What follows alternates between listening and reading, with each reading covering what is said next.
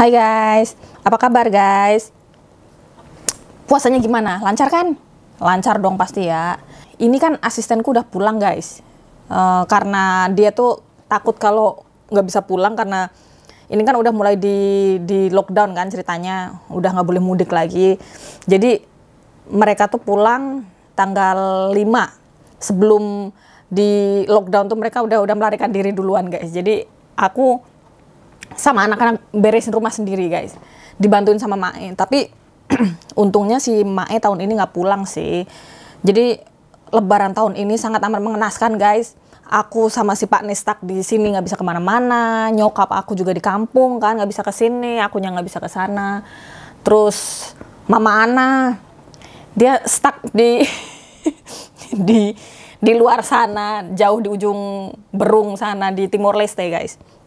Jadi kita tahun ini tuh terpisah semuanya. Yang sedih, yang kasihan tuh nyokap sih. Kan Lebaran tahun lalu juga aku kan nggak pulang kan, nggak bisa pulang. Ternyata sekarang juga nggak bisa pulang. Padahal udah di planning mau mudik, mau nengokin nyokap, tapi ternyata ada larangan mudik guys. Jadi ya udah. Ini ngomong-ngomong guys, ini muka aku di sini bening nggak guys? Kan aku maju mundur kayak gini, tetap nggak ngeblur lah ya. Nggak ngeblur kan guys, ini percobaan kamera baru guys, jadi kayaknya aman lah ya. Yang lama aku pensiunin, terus sekarang juga aku bisa ngevlog kemana-mana, nggak perlu ribet pasang-pasang mikrofon yang ada banyak kabel-kabelnya, atau yang mikrofon yang nempel di kamera. Kan biasanya kan kalau nempel di kamera itu kan harus ada yang ngambilin gitu kan guys. Kalau misalkan kita jauh kayak gini kan suaraku kan nggak masuk. Ini jadi kali pertama aku bikin video nyobain mikrofon baru sama kamera baru guys. Oke. Sebelum kita cerita, ini beberapa hari ini aku mau nyeritain tentang anak-anak guys. Lucu banget guys kemarin. Semenjak asistenku 2 itu pulang, kan aku dibantuin sama si Mae beresin rumah kan guys. Aku kan nggak bisa ngelihat sesuatu yang berantakan gitu guys. Aku ya gitu deh. Bukannya suka beres-beres, tapi mau nggak mau guys harus biar rumah nggak berantakan gitu kan. Jadi aku dibantuin sama anak-anak juga. Selama ini itu kan si Sharon penasaran kan kalau mbaknya mau nyapu ngepel gitu kan, biasanya kan dia pingin banget ikut-ikutan gitu kan, nggak pernah dibolehin tuh karena takutnya tuh malah bikin berantakan gitu. Nah sekarang pas mbaknya nggak di rumah, dia kan masih penasaran banget guys. Oh mami, can I clean the floor, can I mop the floor, can I sweep the floor gitu. Akhirnya aku iyain guys. Jadi kemarin itu kemarin aku yang beresin di lantai bawah, terus bagian luar, terus dapur, terus yang garasi gitu kan dibantuin sama si Mae. Aku jadi kamar-kamar sama ruang tengah. Anak-anak aku kasih tugas di lantai atas guys. Jadi si Sharon habis selesai sekolah di sini, itu dia beresin ya. Nggak berharap banyak anak-anak beresin bersih kayak kita gitu, enggak sih. Cuman biar dia tuh nggak penasaran lagi gitu. Akhirnya dia berangkat tuh sama si kakak. Nyapu ngepel, nggak tahu nyapunya kayak gimana, ngepelnya kayak gimana nggak tahu deh. Ember pel-pelan tuh tumpah guys. Akhirnya si kakak yang ngeringin serak di atas, aku diemin aja tuh. Aku masih beresin di bawah. Terus nggak lama kemudian udah selesai tuh, katanya udah selesai, udah kering, udah bersih semua, udah nggak berantakan lagi. Aku cek sih di sini sih rapi sih, kemarin udah bersih semua gitu. Habis itu si Sharon selonjoran di tangga tuh mau turun tuh, mami, I'm so weak. I feel so weak. I cannot walk anymore. Dia nyangkut di tangga situ, di anak tangga gitu, duduk nggak bisa turun. Astagfirullahaladzim. Kasihan banget ya. Tapi dari situ dia jadi nggak penasaran lagi guys. Jadi nggak ngerecokin aku kalau beres-beres gitu, udah nggak ngerecokin lagi. Terus habis itu kan dia capek makan kan, belum waktunya makan tuh dia ternyata ke dapur minta makan sama si Mae. Jadi makan satu mangkok tuh sup dicampur sama nasi sekalian gitu, satu mangkok habis nih. Terus tadi aku beres-beres, nggak ada anak yang deket, nggak ada yang yang berani ngerecokin terus, oh mami aku mau ini ya, mau ini ya, mau ini. Udah nggak penasaran lagi, ya udah deh. Nyender di tangga guys, mami I'm so weak. Aduh astaga, tapi rajin tuh bocah beneran deh, bisa diandelin sekarang kalau nggak ada orang gitu, mereka udah bisa bantuin emaknya gitu kan, udah nggak, kalau main juga berantakan satu tempat sini, kalau udah ya diberesin lagi gitu. Mereka tahu kalau emaknya tuh nggak suka berantakan. Jadi walaupun nggak ada asisten gitu, tapi rumah tuh bisa terkontrol gitu loh guys, nggak kotor-kotor banget gitu lah. Anak-anak kan udah gede kan, jadi mereka tuh udah bisa beresin sendiri gitu. Kamar juga kalau berantakan mainan mereka gitu, mereka bisa beresin sendiri gitu ya. Alhamdulillah yang si Sharon yang bikin kakak mau bekerja tuh. Biasanya sih si kakak kan paling lazy bum banget ya, paling males gitu. Tapi kalau digerakin, ayo kak ini gitu, mau sih. Kemarin dia tuh bawa-bawa ember pel-pelan. Kebayang gak sih guys, 2 anak, yang satu cowok, yang satu cewek kecil, bawa-bawa ember pel-pelan gitu sambil nyapu. Tapi hari ini mereka nggak ngerecokin aku lagi guys. Ini tadi aku beres-beres rumah, aku dibantuin sama si Mae sih udah. Yang atas kan tadi kan nggak dibuat sekolah, jadi nggak begitu kotor-kotor amat, ya udahlah besok aja. Yang bawah tapi udah aku beresin, udah aku pel, udah segala macem. Si Pak nih keluar tadi, aku masih kayak gembel dandanannya. Ini sekarang udah mandi, di bawah udah rapi, udah bersih, anak-anak udah makan. Jadi ya disinilah aku sekarang guys. Jadi kalau lama nggak bikin video gitu, ya emang repot banget ya guys. Anak-anak juga masih urusan sekolah tuh masih ribet banget. Terus mbaknya juga udah pulang kan, asisten pulang. Jadi ya beginilah guys. Ini lebaran aku nggak bisa kemana-mana. Tapi kayaknya nanti ini kan anak-anak liburnya cuman itu guys, nggak lama kayak dulu ya. Karena kalau dulu kan liburan lebaran sama kenaikan kelas itu digabung, pas banget timenya tuh barengan gitu. Tapi kalau sekarang nggak bareng, karena kan tiap tahun kan lebaran pasti maju gitu kan, jadi nggak bareng. Itu nggak pas bareng itu kenaikan kelas. Jadi kenaikan kelasnya masih bulan Juni nanti, liburan sekolahnya anak-anak Juni. Jadi ini cuma libur 5 hari, sebenarnya sih 3 hari. Cuma 5 harinya itu dapat Sabtu sama Minggu. Jadi digabung semuanya jadi 5 hari. Liburan bener-bener liburannya ya nanti Juni. Awal Juni itu mereka udah libur. Nah, kayaknya aku mau, kalau boleh lah, entah mau keluar kota apa kemana lah guys. Kita lihat aja. Udah jenuh banget nih di rumah, stuck nggak bisa kemana-mana kan. Jadi si Pak nih kemungkinan mau ngajakin kita ke suatu tempat. Ntar deh. Kalau jadi guys, Oke guys, daripada kita ngomong panjang lebar nggak kelar-kelar ya, ini mumpung aku ada free time, jadi aku mau melanjutkan ceritaku yang kemarin. Bagi kalian yang penasaran,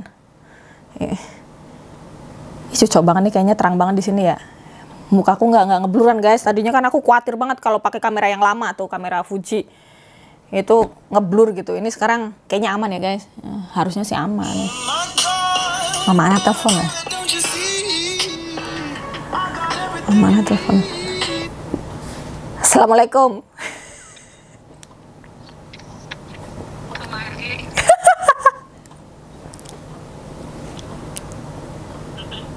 Iya man. Hah? Kok jadi kena sapa kok jahat temen sih.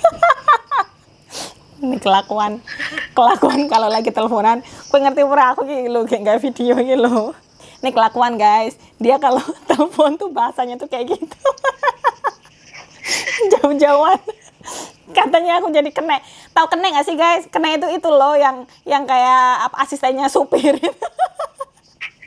Karena seharian kan aku susah dicari gara-gara sibuk sama urusan rumah ya.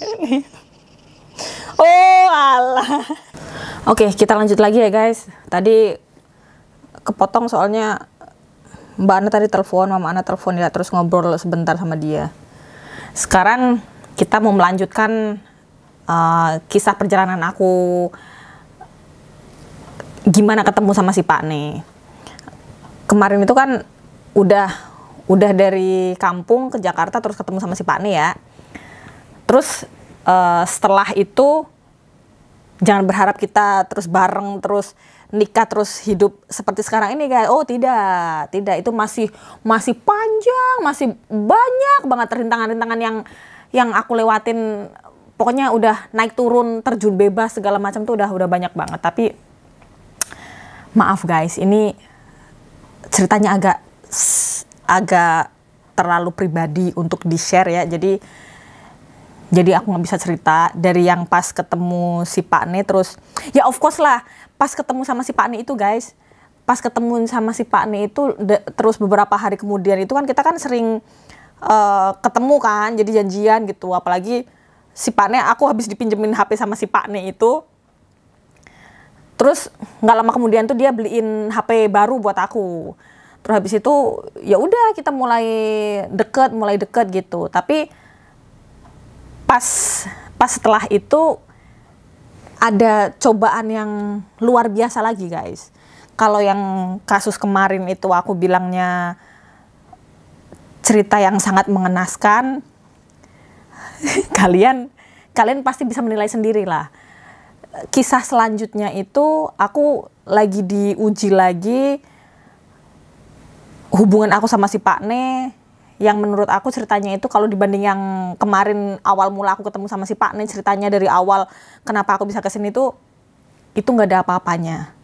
Cerita yang kemarin itu nggak ada apa-apanya guys. Jadi kalian bisa bisa ngebayangin sendiri lah itu masalah yang kayak apa gitu, yang pasti lebih ngenes lagi. Ya lagi-lagi yang lucu tuh gini guys, dulu itu aku nggak pernah dapat dukungan dari siapapun. Jadi sekalipun keluarga itu kayaknya tuh nggak pernah ngedukung aku gitu. Ibarat orang udah susah, udah jatuh ketimpa tangga. Kalau aku dulu tuh kayak gitu. Tapi maaf banget karena ini udah sangat amat pribadi banget ya guys. Lagian aku sih udah ngelupain semuanya udah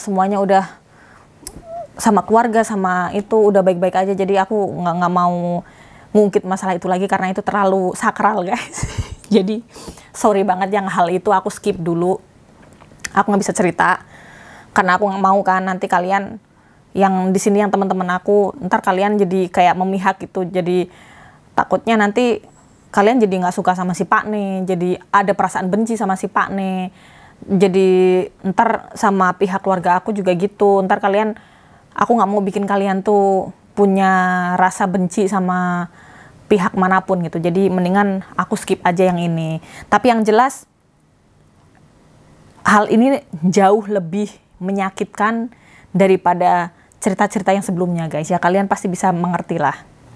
Dan aku tetap seperti biasa nggak pernah dapat dukungan dari keluarga. Jadi kasarnya ngomong tuh aku sebatang kara, nggak pernah dapat pembelaan dari manapun. Adanya cuman aku sama Tuhan sama si Pak Ne gitu. Orang lain sekeliling tuh walaupun ada itu kayak nggak pernah ada buat aku. Udah itu. Jadi aku tuh sampai sekarang tuh terbiasa guys,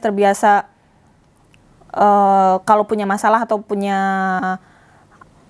cobaan apa gitu, alhamdulillah nggak pernah tuh yang namanya buat aku sendiri nggak pernah mau melibatkan siapapun gitu. Jadi alhamdulillah selama ini aku bisa segede apapun masalah yang aku hadapin aku pasti bisa menyelesaikan sendiri guys.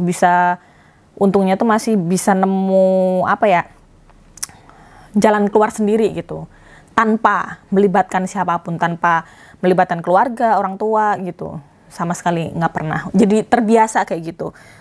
Semenjak keluar dari rumah ya, kalau mau apa-apa gitu, kasarnya ngomong nggak pernah diskusi sama keluarga guys. Jadi aku ngambil keputusan ya aku harus tanggung jawab, entah itu bagus, entah itu enggak gitu. Ya itu pilihan aku sendiri gitu, itu hidup aku, pilihan aku gitu. Tapi alhamdulillah selama ini setiap kali ngambil keputusan gitu ya karena selalu minta campur tangan Tuhan, jadinya tuh semuanya alhamdulillah berjalan lancar dan aman-aman aja gitu guys. Walaupun nggak ada sangkut paut sama keluarga gitu, semuanya alhamdulillah baik-baik aja sih. Oke. Jadi aku skip yang masalah itu ya guys, yang masalah habis aku deket sama si Pak Ne terus itu. Jadi singkat cerita, itu tahun aku kenal si Pak Ne kan 2007. Terus singkat cerita dari awal 2008 itu aku potong aja, langsung aja kita menuju ke bulan Agustus guys. Agustus 2008. Itu akhirnya aku sama si Pak Ne nikah tapi nggak dihadiri sama keluarga. Di situ cuman ada pihak dari si Pak Ne doang. Itu pun nggak ngedatengin keluarga dari luar gitu, enggak sih, karena urusan visa segala macam kan nggak segampang itu ya. Intinya kerabat-kerabat Pak Ne yang di sini itu mewakili keluarga besar si Pak Ne, juga mewakili keluarga besar aku, karena di situ kan dulu kan aku kayak anak buangan ya guys, jadi apa-apa tuh sendiri gitu. Tapi yang nyesel tuh ya, kenapa sih nggak pernah punya pikiran kok bisa aku nikah nggak ada orang yang nemenin gitu. Ya gimana orang keadaan yang kan guys yang mengharuskan aku harus apa-apa sendiri. Jadi udah nggak, kayaknya mau minta bantuan sama keluarga pun kayaknya buat aku sih, aku mikirnya tuh kayak mereka nggak akan pernah itu gitu. Jadi mikirnya tuh kayak kitanya tuh udah pikirannya tuh udah jelek duluan gitu loh guys, karena terlalu banyak yang ya sudahlah, ya begitulah guys. Jadi intinya aku 2008 Agustus itu aku married sama si Pak Ne. Itu cuman disaksikan beberapa kerabat doang.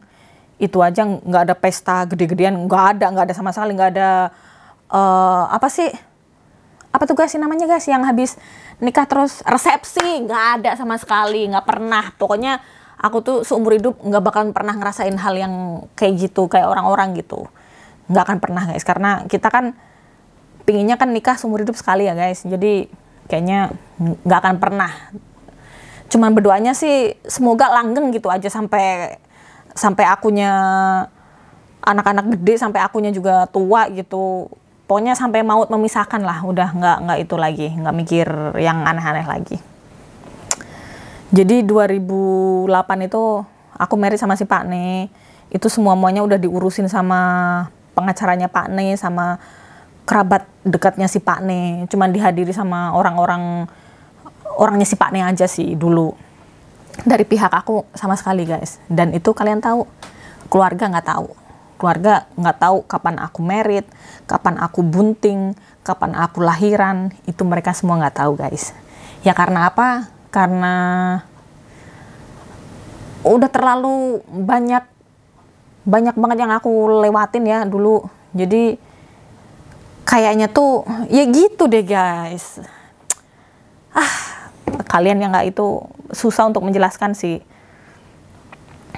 Kalau bukannya nggak mau udah belagu ngelupain keluarga gitu, enggak, bukan itu, karena lebih takut apa ya, karena dari yang cerita yang jalan yang aku lewatin itu kayaknya tuh aku ngerasa kalau aku tuh nggak penting gitu di rumah tuh, kayak siapa sih yang peduli gitu, kayaknya tuh kayak gitu. Jadi ngerasa trauma tuh bener-bener yang luar biasa, apalagi kasus yang setelah aku kenal sama si Pak Ne terus ada masalah yang buat aku tuh sangat menghancurkan hidup aku gitu. Jadi kayaknya tuh kayak dibilang dendam sih enggak ya, cuman heran aja kok kalian gitu sih, gitu aja. Jadi pikiran kok kalian kayak gitu sih, kok bisa sih kayak gitu, kok tega sih gitu. Kalau bisa protes tuh ya kayak gitu, tapi ya sudahlah guys, semuanya udah happy ending ya, udah ada anak-anak, aku nggak mau membahas soal itu lagi. Jadi ya kalian tahu, aku nikah langsung ke KUA sama si Pak Ne, sama kerabatnya si Pak Ne. Habis itu udah sah, itu udah dapat surat akte nikah segala macem langsung dari KUA di Cilandak guys. Karena aku kan dulu kan KTP-nya kan KTP Selatan ya, Jakarta Selatan. Jadi aku nikah sendiri hitungannya kan, aku nikah sendiri, terus aku bunting, keluarga nggak tahu guys. Keluarga nggak tahu, emang sengaja. Tapi komunikasi lancar, aku sama nyokap lancar ya, masih suka ya bantu sama nyokap dikit-dikit itu masih bantu. Cuman aku nggak pernah yang namanya membahas soal aku udah nikah atau oh aku hamil atau apa gitu, sama sekali enggak. Mereka enggak tahu sama sekali guys. Dan kebetulan waktu aku pas pulang terakhir itu kan sebelum merit apa ya, itu pulang terakhir tuh kayaknya lebaran tahun jebot deh, kayaknya aku belum nikah, pulang kampung terakhir itu guys.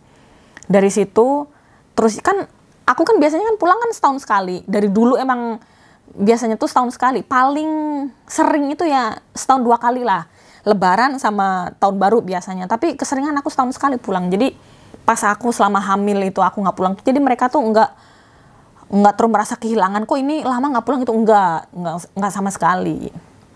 Jadi aku melewati masa kehamilan terus melahirkan si kakak itu semuanya bisa dibilang sendiri guys. Ya cuman sama si Pak Ne ya, sama teman-teman deket aku yang di sini gitu. Udah nggak ada satu orang pun yang tahu di rumah.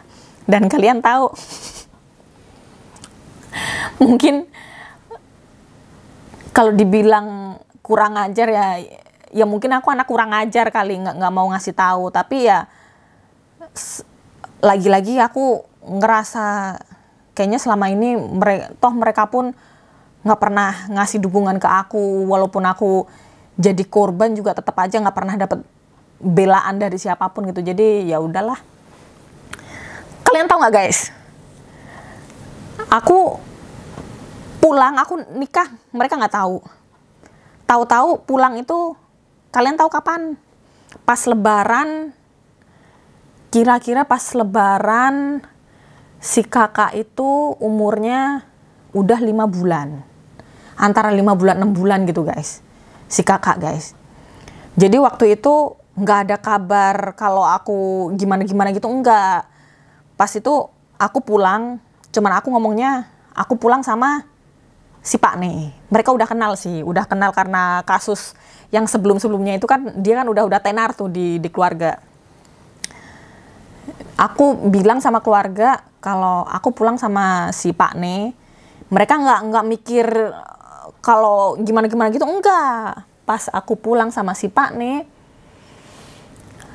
aduh nyesek ya. Aku bawa si kakak. Waktu itu aku bawa ada babysitternya si kakak juga waktu masih kecil ya. Itu aku sempat pulang ngajak dia juga. Aku pulang bawa si kakak, terus si Pak Ne. Itu mereka kaget luar biasa. Mungkin kagetnya tuh kaget gimana sih, ya pokoknya nggak bisa diungkapkan dengan kata-kata. Yang kelihatan terpukul itu bokap ya, bokap, karena selama ini kan kejadian-kejadian yang menimpa aku itu kan bokap nggak bisa berkata apa-apa ya. Itu dia udah diserahin sama anak-anaknya lah. Dia nggak begitu itu banget gitu. Semuanya shock. Yang jelasin si Pak Ne. Si Pak Ne dengan bahasa yang sangat amat kurang. Itu dengan santainya dia ngomong, "Mama, ini cucu kamu," gitu.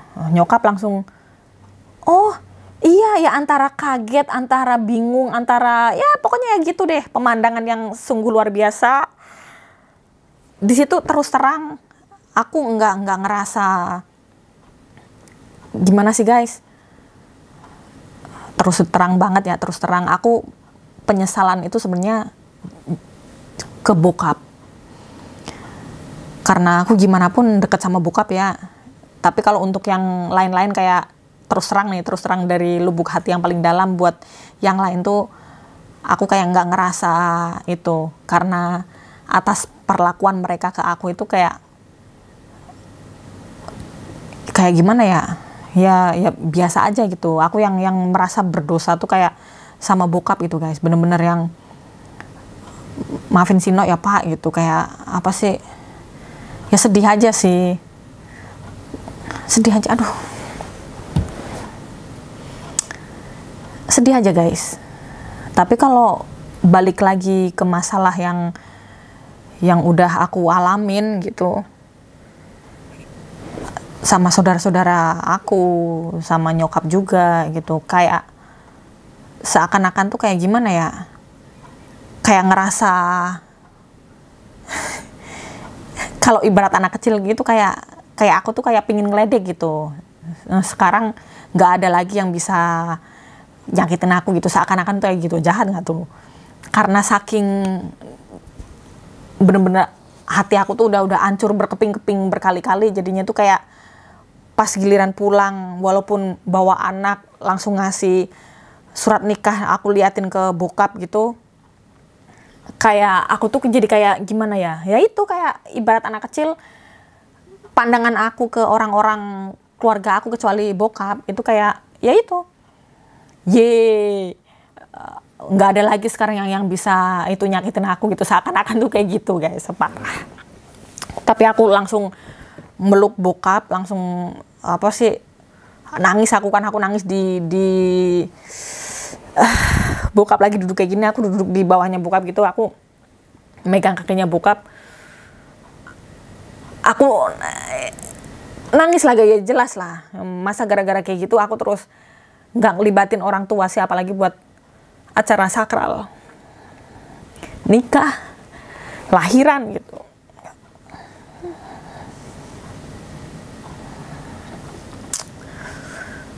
Gak, ini jam 10 malam jadi aku minum kopi ya. Ini malam guys, jam 10. Maaf, ini kalian kalau misalkan yang nonton video aku siang-siang ya maaf ya guys. Aku bikin videonya malam soalnya jam 10 ya. Pas nggak puasa. Ya. Terus aku inget banget bokap tuh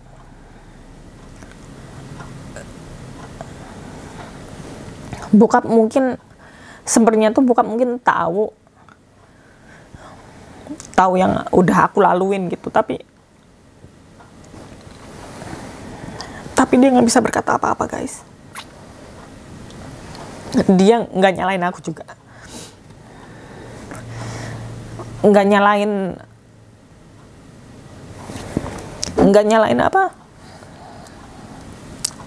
nyalahin kok kamu pulang udah bawa anak, katanya udah nikah, terus bawa laki-laki juga yang katanya suami itu,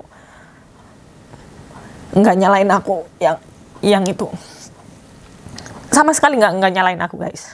Aduh, sorry guys.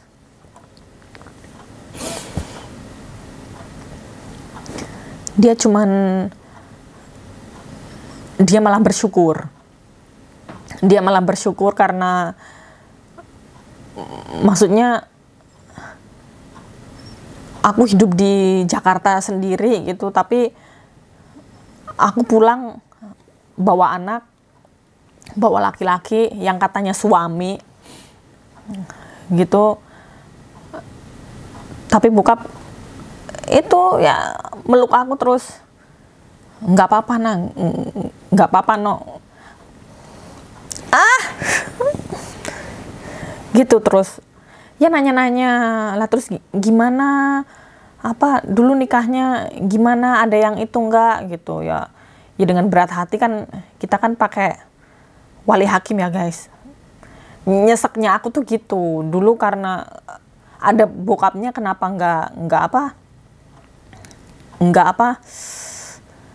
nggak minta bokap buat nikahin gitu, karena di sana aku nggak dianggap kayak sebatang kara gitu loh. Di Jakarta tuh dianggap kayak sebatang kara kan, nggak punya siapa-siapa. Karena keadaan guys, lagi-lagi karena keadaan. Kalau mau diulang lagi juga, diulang gimana ya kan? Udah jalannya kayak gitu, mungkin udah nasib aku kayak gitu ya. Ya udah.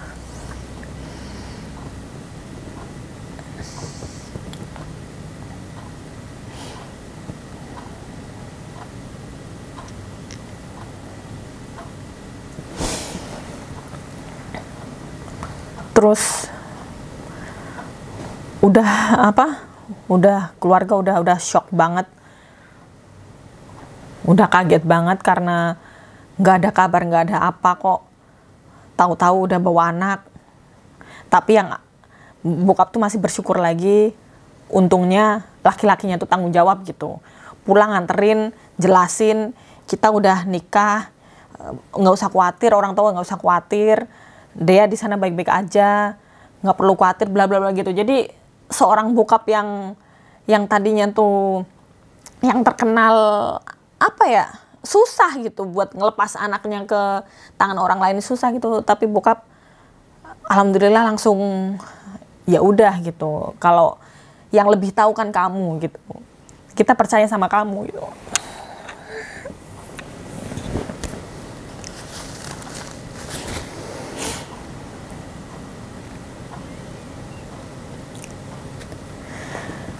Kadang ada satu luka yang kalian sendiri itu tahu kalau luka itu tuh sampai dibawa mati pun gak akan bisa sembuh.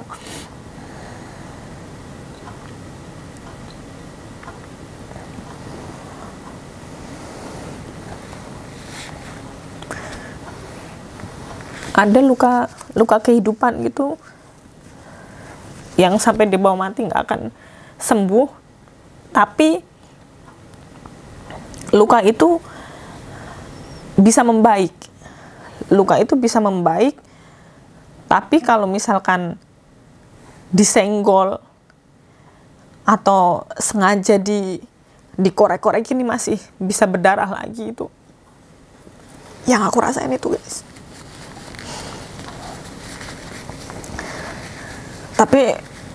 Tapi ya udahlah, itu udah jalan hidup kayak gitu ya guys. Jadi kita cuma bisa ngejalanin aja. Yang penting kan sekarang udah baik-baik aja. Sekarang udah baik-baik aja, udah happy ending, anak udah gede-gede gitu. Jadi dari usia remaja tuh aku bener-bener, mental aku tuh bener-bener dilatih sama yang kuasa ya guys. Bener-bener luar biasa beneran. Dari SMA ya, dari SMA sampai aku itu ketemu sama si Pak Ne gitu. Tapi nggak cukup sampai di situ. Pas udah rumah tangga sama si Pak Ne, si kakak udah mulai gede juga, urusan rumah tangga juga banyak lika-likunya kan guys. Cuman kan kalau dijembrengin satu-satu gitu kan nggak mungkin kelar dalam satu video kayak gini. Pasti ntar aku lama-lama sampai beruban juga masih belum kelar ceritanya guys. Jadi ya itu, kalau kalian mikir, oh ketemu sama si Pak Ne langsung married sampai sekarang ini, oh tidak. Nah itu, cuman sayangnya aku nggak bisa cerita karena itu terlalu sakral. Itu aja. Jadi ya kalau dibilang kurang seru ya iya sih ya, soalnya aku minta maaf banget nggak bisa cerita guys. Jadi nggak bisa kayak yang pas pertama gitu. Aku bener-bener mohon maaf banget. Ceritanya ya itu. Cuman cerita kedua itu yang paling seru itu, yaitu aku nikah sendiri, hamil sendiri, maksudnya bukan hamil sendiri, yang hamilin siapa? Maksudnya nggak ada campur tangan sama keluarga, lahiran pun sendiri gitu.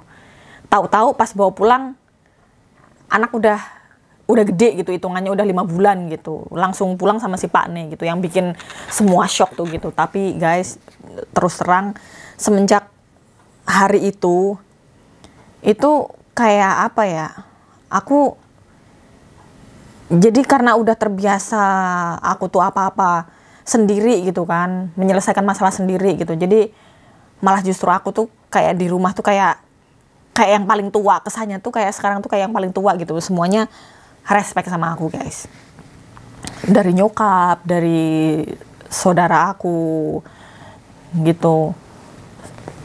Respect karena walaupun aku paling bontot, tapi kan aku anaknya udah 2 dibanding sama mereka. Sama yang kakak aku yang itu anaknya 1 kan, terus mama Ana belum. Jadi aku tuh kayak terkesan jadi kayak aku yang paling tua gitu guys. Jadi ya karena kita sudah sama-sama tua, udah ibu-ibu, udah mama, jadi mereka sekarang tuh respect sama aku. Sampai nyokap pun juga gitu. Kayaknya cerita yang kedua ini kurang, maaf kalau kurang itu agak membingungkan buat kalian karena ceritanya kan nggak full ya.